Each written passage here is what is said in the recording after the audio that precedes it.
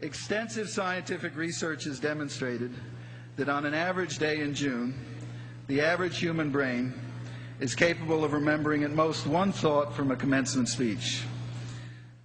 But since today is cooler than average, and West Pointers are definitely above average, I will challenge you to think this morning about two words: surprise and courage.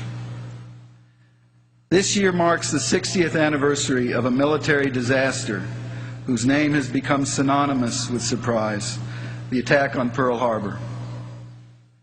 Interestingly, that surprise attack was preceded by an astonishing number of unheeded warnings and missed signals.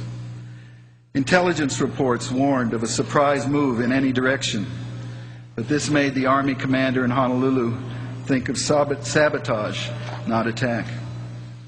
People were reading newspapers in Hawaii which cited promising reports about intensive Japanese diplomatic efforts, unaware that these were merely a charade.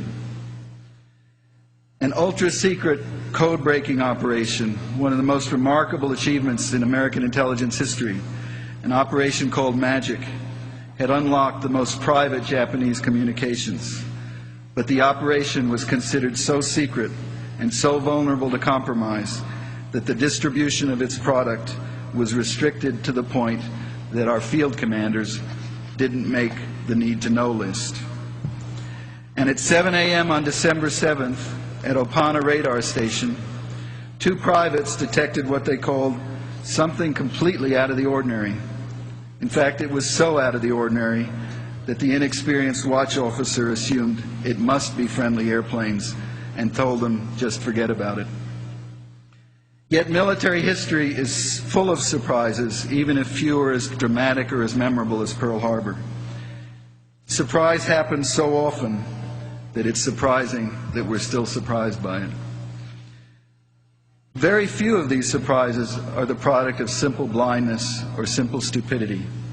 Almost always there have been warnings and signals that have been missed, sometimes because there were just too many warnings to pick the right one out, sometimes because of what one scholar of Pearl Harbor called a poverty of expectations, a routine obsession with a few familiar dangers.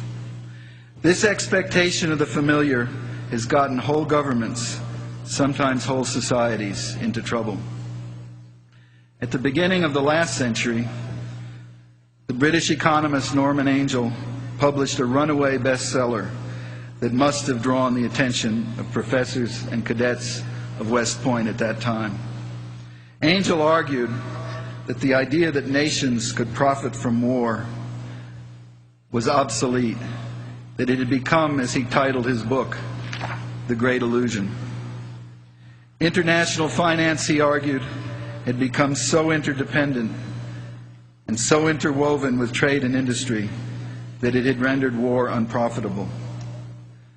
One of Angell's disciples, David Starr Jordan, the president of an obscure institution on the West Coast called Stanford University, argued that war in Europe, though much threatened, would never come. The bankers, he said, will not find the money for such a fight. The industries will not maintain it. The statesmen cannot. There will be no general war. Unfortunately for him, he made that prediction in 1913. 1 year later, Archduke Franz Ferdinand fell to an assassin's bullet, plunging Europe into a war more terrible than any that had come before it. The notion of the Great Illusion yielded to the reality of the Great War.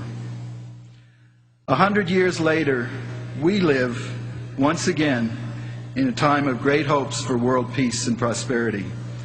Our chances of realizing those hopes will be greater if we use the benefit of hindsight to replace a poverty of expectations with an anticipation of the unfamiliar and the unlikely. By doing so,